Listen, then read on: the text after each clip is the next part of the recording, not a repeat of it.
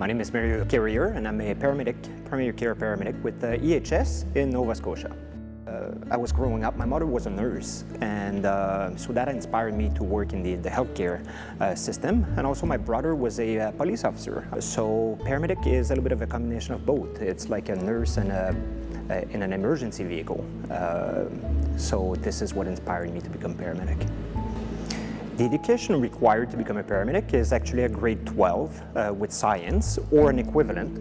And then you need to graduate from a school, accredited school. In the Maritimes, there's two such schools, Medavie Health Ed or the Allen College in PEI. My education experience was very interesting. It's a fast-paced course, and depending on where you do it, in the Maritimes here, the course is actually close to a year. In Ontario, for example, it's 2 years. So we see the same material, but very, very condensed in that 1 year period. It's very interesting, it's very demanding, but very rewarding.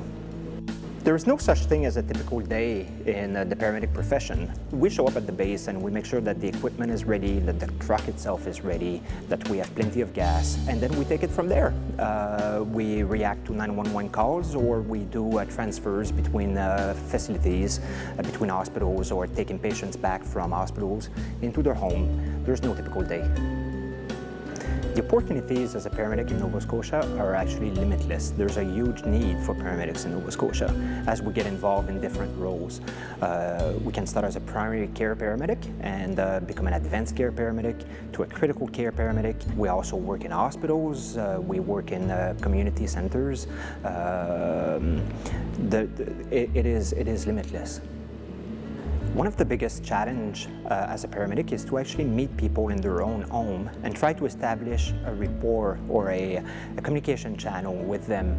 We have to do this in a very short amount of time, and it gets somewhat difficult sometimes. We deal with kids, we deal with intoxicated patients, older patients. It's really important though that we gain their trust.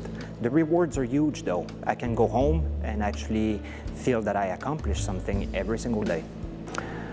The best thing about my job is that I wake up in the morning and I go to work. I don't know what to expect. I can go from a collision to delivering a baby to having a cardiac arrest.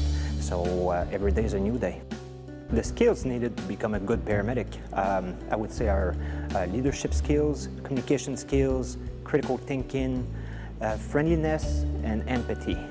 We do a lot of social work as a paramedic, so those skills are essentials. My advice to you, if you're considering becoming a paramedic before you get accepted in school, would be to stay in shape, stay sharp, and get involved in your community.